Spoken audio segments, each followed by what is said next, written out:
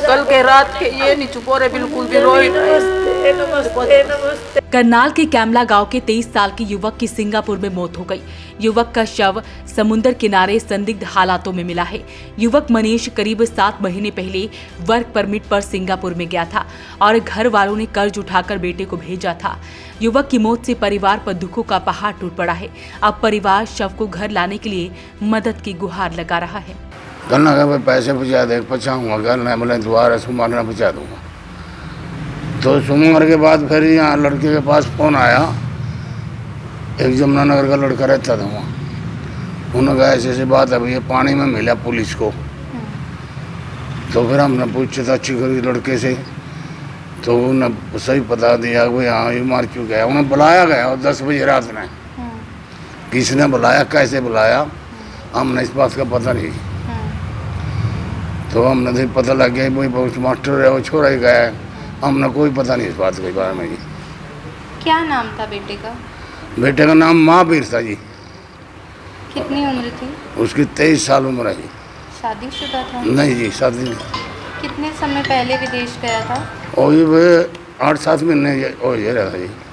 तो गरीब परिवार है? हाँ बिल्कुल गरीब है, कोई साधन नहीं। और कैसे भेजा था बेटे को बाहर? पीछे ले दे के भेजा था पैसे के लिए, काम करने के लिए। अब वहाँ पे काम करने लगा था लड़का? हाँ काम करने लग गया था जी। तो मौत कब हुई है? मौत उसकी परसों हुई। हमारी तो यही अपील है जी, उसकी लाश मिल जाए कोई।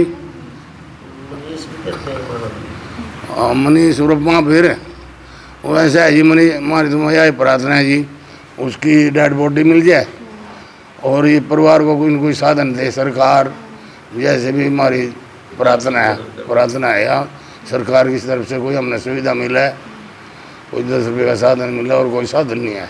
मृतक के परिवार में पिता भीम सिंह बुजुर्ग हो चुके हैं और अभी कोई काम नहीं करते।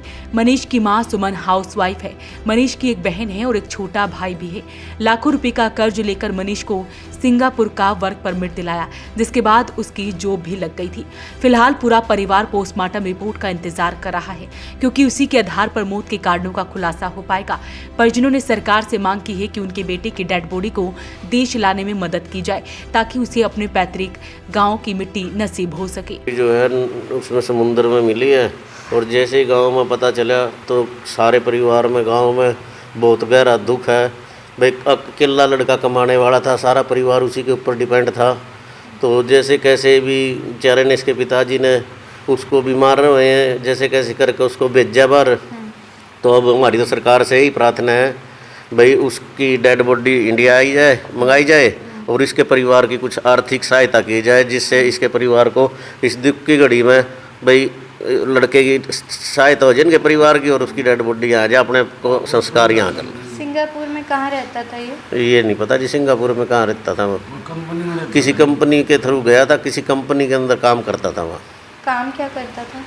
मजदूरी का जी, लेबर का ही काम करता था वहाँ। तो दिहाड़ी मजदूरी करने के लिए जाते हैं जी। और तो देखो वहाँ कोई ऐसा हुआ है नहीं। कौन कौन है मनीष के परिवार में? मनीष के पिताजी हैं, एक लड़का है, उसका छोटा भाई जो भी पढ़ता ही है, उसकी सिस्टर है। आमदनी का और कोई साधन नहीं है। जैसे ही मनीष जो काम करता था उसी से परिवार का गुजारा चल रहा था सारा।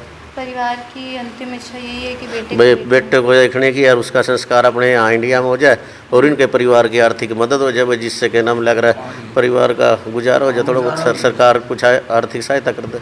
मृतक के ताऊ रघुवीर ने बताया कि परिवार के लोगों ने फोन किया था पैसे भेजने के लिए, तो मनीष ने बोला था रविवार को भेज दूंगा। सोमवार को यहाँ फोन आया, उसके वहाँ यमुनानगर का एक लड़का रहता था। उसने फोन कर जानकारी दी कि मनीष की डेड बॉडी समुद्र में तैरती हुई मिली है। मनीष को वहाँ किसने बुलाया, कैसे बुलाया, इस बात की कोई भी जानकारी हमें नहीं है। मनीष कुंवारा था। करीब 7 महीने पहले उसे कर्ज उठाकर सिंगापुर भेजा था और काफी गरीब परिवार से है। सरकार से भी वो अपील कर रहे हैं कि मनीष की डेड बॉडी वापस लाने में मदद करे और परिवार में किसी को रोजगार की व्यवस्था हो जाए। फिर उसके डैडी के पास गया तो यह जानकारी मिली वहाँ से, हकी भी लड़का वहाँ पे मिला। तो परसों से लापता था मनीष? परसों 4 बजे तो उसने बात करी थी। ठीक है। 12 वाले दिन, शनिवार वाले दिन 4 बजे लड़के ने बात करी थी। तभी बात हुई। हाँ, और 7 बजे वो मतलब वहाँ पे गुम था। उस लड़के ने सुबह फोन कराया कि भाई बच्चा गुम हो गया। तो वहाँ पे पुलिस में वो करया, फिर वो पुलिस वाले ना पानी मत इतना पाया कौन, जब आखिरी बार नजदीक बात के हुई, पाया। खुश था वो? हाँ खुश था बिल्कुल, कोई दिक्कत ना परेशानी? कोई दिक्कत नहीं थी। और पीछे की माँ बेटों की बात हुई अपनी माँ थी, के साथ बात हुई पैसों के उसकी। ऊपर हुई थी, भाई बेटा पैसे, अगने बोला मम्मी सोमवार ना डाल दूंगा। वही था जो घर पे गुजर हाँ, गया? हाँ वही करने था। वाला। बाप तो देखो उम्र भी और बेचारे के बैठन की बैठ भी रहा, जमा उम्र का आदमी। संदीप नाम के कैमला गांव के निवासी ने बताया कि जैसे परिवार और ग्रामीणों को मनीष की मौत की खबर मिली, पूरे गांव में मातम पसर गया। एक ही बेटा कमाने वाला था, सारा परिवार उसी के ऊपर निर्भर था। मनीष के पिताजी भी बीमार रहते हैं। जैसे जैसे कर्ज लेकर उन्होंने मनीष को बाहर भेज दिया था। सरकार से अब वो यही अपील कर रहे हैं कि मनीष की डेड बॉडी को वहां से यहाँ लाया जाए, ताकि परिवार वाले उसका अंतिम संस्कार कर सके। वॉइस ऑफ पानीपत के लिए ब्यूरो रिपोर्ट।